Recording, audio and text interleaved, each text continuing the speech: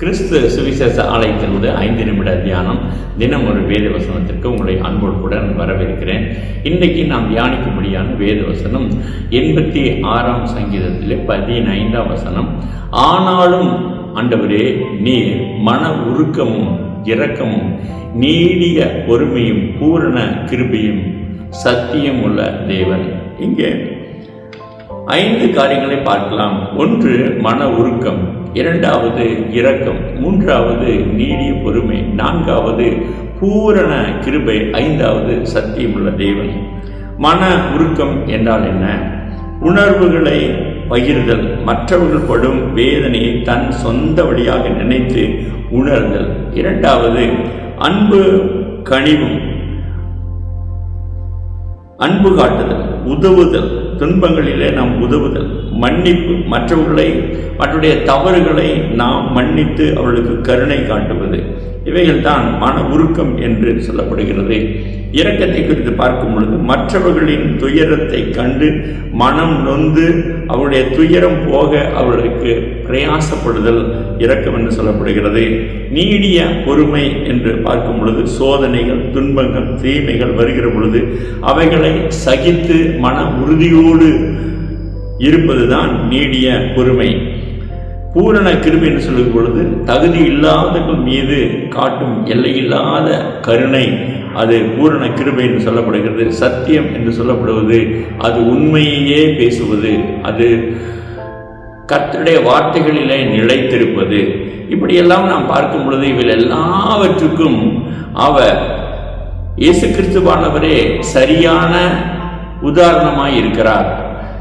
யோவான் 14ஆம் அதிகாரம் 6ஆம் வசனம் சொல்கிறது, அதற்கு இயேசு, நானே வழியும் சத்தியமும் ஜீவனுமாய் இருக்கிறேன், என்னை அல்லாமல் ஒருவனும் பிதானிடத்தில் வரான். ஆமென். அவரே வழி, அவரே சத்தியம், அவரே ஜீவன். இந்த வசனத்தை நாம் பார்க்கும் பொழுது மன உருக்கம், இரக்கம், நீடிய பொறுமை, பூரண கிருபை, சத்தியமுள்ள தேவன் என்று பார்க்கிற பொழுது இவைகள் எல்லாவற்றையும் நிறைவேற்றுகிறவர் ஒரே ஒருவர், அவர் ஆண்டவராகிய இயேசு கிறிஸ்துவானவர் மாத்திரமே.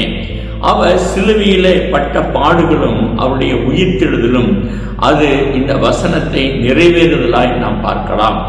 ரோமர் 6ஆம் அதிகாரம் 23ஆம் வசனம் சொல்லுகிறது, பாவத்தின் சம்பளம் மரணம், தேவனுடைய கிருபை வரமோ நம்முடைய கர்த்தராகிய இயேசு கிறிஸ்துவினால் உண்டான நித்திய ஜீவன். நம்முடைய பாவங்களுக்காக அவர் மரித்தார், நம்முடைய பாவங்களுக்காக அடிக்கப்பட்டார், நம்முடைய மீதுகளுக்காக அவர் சிலுவை சுமந்தார். நம்முடைய பாவமெல்லாம் அவர் மீது சுமத்தப்பட்டு சிலுவையில் தன்னுடைய ஜீவனை கொடுத்த ஆண்டவராகிய இயேசு கிறிஸ்துவானவர் தம்முடைய இரத்தத்தினாலே எல்லாவற்றையும் கழுவி அவருடைய மரணத்தினாலே நம்மை அந்த பாவத்திலிருந்து விடுதலையாக்கி அவர் நமக்கு நித்திய ஜீவனை கொடுக்கிறார். எனவேதான் இப்படியாய் வசனம் சொல்லுகிறது, தேவனுடைய கிருபை வரமும் ஆண்டவராகிய இயேசு கிறிஸ்துவினாலே உண்டானதான நித்திய ஜீவன் என்பதை நாம் பார்க்கிறோம். எனவே ஆண்டவராகிய இயேசு கிறிஸ்துவானவர் நித்திய ஜீவனை நமக்கு கொடுப்பது மாத்திரமல்ல, அவர் மன உருக்கமுள்ள தேவன், அவர் இரக்கமுள்ள தேவன், அவர் நீடிய பொறுமையுள்ள தேவன், பூரண கிருபையுள்ளவர் தேவன், அவர் சத்தியமுள்ள தேவன். ஆமென், அல்லேலூயா. அவரை நம்முடைய வாழ்க்கையிலே நாம் துதிப்போம் என்று சொன்னால், அவரை நாம் நம்முடைய வாழ்க்கையில அபியாசப்படுத்தி அவரை நாம் துதித்து அவரை ஆராதித்து அவருடைய நாமத்தை மையப்படுத்தி அவருடைய வார்த்தைகளிலே நடப்போம் என்று சொன்னால் நம்மை காட்டிலும் மேலான ஒரு ஆசீர்வாதம் பெற்ற வேறு ஒருவரும் இருக்க முடியாது. பிரியமானவர்களே, இதை எல்லாவற்றையும் பெற்றுக்கொள்வதற்கு இயேசுவிடத்திலே நாம் வர வேண்டும். பிரியமானவர்களே, இந்த நாளிலே கர்த்தரிடத்திலே வரும்படியாக நாம் செபிக்கலாம். மகா இரக்கம் கிருபை ஜீவனுள்ள நல்ல பிதாவே, இந்த வார்த்தைகள் எல்லாவற்றுக்கும் ஆண்டவரே உரியவர் நீர் ஒருவர் மாத்திரம்தான் ஆண்டவரே. எனவே நாங்கள் உம்மிடத்தில் வருகிறோம். நீர் எங்கள் மீது இந்த கிருபைகளை, உரிமையை ஆண்டவரே நீர் எங்களுக்கு தரும்படியாக நாங்கள் ஜெபிக்கிறோம். ஆண்டவரே, இவைகளை சுதந்திரித்துக் கொள்ளும்படியான பாக்கியத்தை கத்தங்களுக்கு தரும்படியாக ஜெபிக்கிறோம்.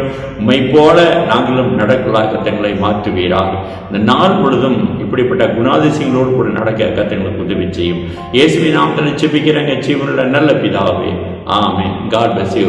கர்த்தர் உங்களை ஆசீர்வதிப்பாராக. ஆமென்.